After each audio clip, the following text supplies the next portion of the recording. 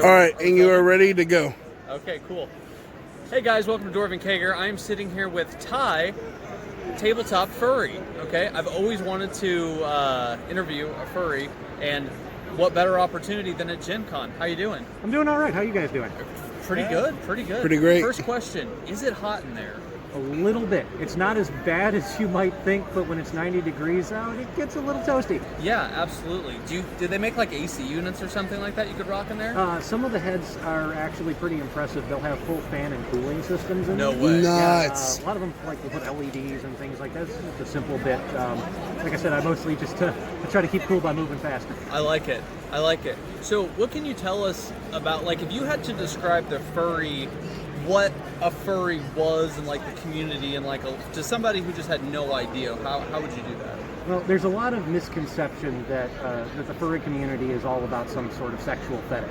And while there are some people who fetishize it. I mean, there are people who fetishize everything. You know, people who who pour motor oil all over themselves, for example. Yeah. But we don't, think, gearheads or car nuts are weird for anything like that.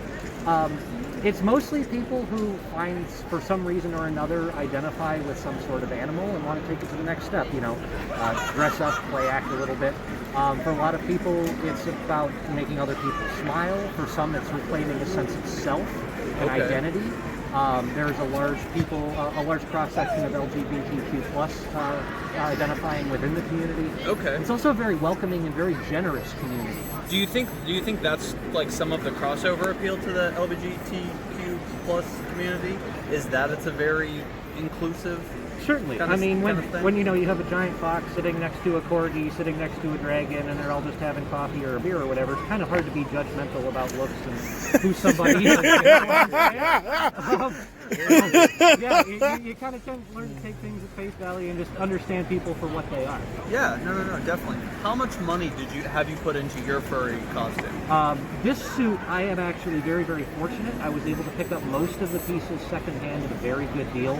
Okay. Altogether, my partial here, sleeves, tail, headpiece, ran me about $300, $350. And all the furries in the audience are going, oh my God, that's incredibly cheap. Because certain suits, even just partials like this, can run $600 to $800. Oh, wow. Jesus. Suits can run in the thousands. In the thousands? Multiple thousands. Wow. So are there a lot of conventions? Oh yes. There was a large one that just finished in Philadelphia last week, and there's actually one right here in Indianapolis in 2 weeks.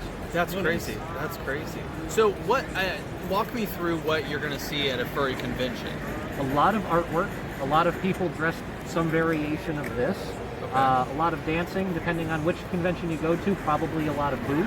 Yeah. And just I generally... heard you guys like to party. That should be every Oh convention yeah, you go to. I heard you guys like to party. The one in Detroit is a party con. It's 18 plus, and everybody has a wonderful time. Awesome. There's one in Chicago, Midwest Fur Fest. That's family oriented. Everybody can come. Awesome. But you're just going to see people just genuinely having a good time, much like you're seeing here. Awesome, very cool. So I watched a documentary, I think it was on Hulu, about furries. And there was a guy who was bald. Do you know who I'm referring to? He's a very well-known kind of person. There seemed to be a lot of unnecessary controversy within the community. Do you see that? There are a couple of people who are decidedly not welcome. Because of the things that they have done in the past, because of the ways that they comport themselves. Some of them are, not to put too fine a point on it, literally criminal. Okay, yeah, can't have criminals. Yes, that makes exactly. sense. There are some folks that shouldn't be at conventions like that. The furry demographic, at least the more vocal parts of it, tend to skew a little bit younger. Okay. And sometimes there's a propensity for unnecessary drama, but you get that in almost any community. Yeah, no, definitely, I feel that. Okay, so take me through the person in the furry suit. Do you find mostly men, mostly women? Is it a mix? What do you see? It's a pretty general mix. Really? You're going to see cross sections of everybody, really, younger, older. Interesting. There's a group that I belong to on Facebook called Gray Muzzles. That's mostly for 30, 35 plus furries, and I've actually run into a couple of other members here. Oh, excellent. That's awesome. Yeah, that's cool. But it is a very dynamic cross section. It skews basically straight across. That's interesting. That's fascinating. Man, that's cool. What if you had to? Because our channel, we review liquor, cigars, beer, all sorts of stuff. What would you say is the beer or liquor of the furry community? If you had to nail it down. Most furries have taste. Most furries skew toward rum. Interesting. I've had a couple of room parties where I've had various different assortments. The rum always disappears. Usually the vodka next. But you can mix it with almost anything, you know. That's fair. And it's a very flexible liquor. I dig it. What about beer? Beer's not bad. I know how to drink it. I'm not a huge beer fan myself. Yeah. I prefer darker stuff, cream ales. There you go. A really good Hefeweizen is amazing. Oh yeah. Definitely. But it's kind of, everybody seems to like what they like. We tend to have a little bit more taste than the average folks, though. Very cool. I like it. Old school Oberon before they got bought out. All right. So, tell me. So as we wrap this up, first of all, thank you so much. Yeah, sure. This is so cool. We really appreciate it. I've literally been talking about finding a furry and doing an interview since we started. All last year. Like, seriously, it was a thing. So for you to just walk by, he just walked by and was super cool about this. Sure. What do you want to tell me and everybody out there about Plug furries? it. Yeah. I don't know, man. Just we're furries are people too.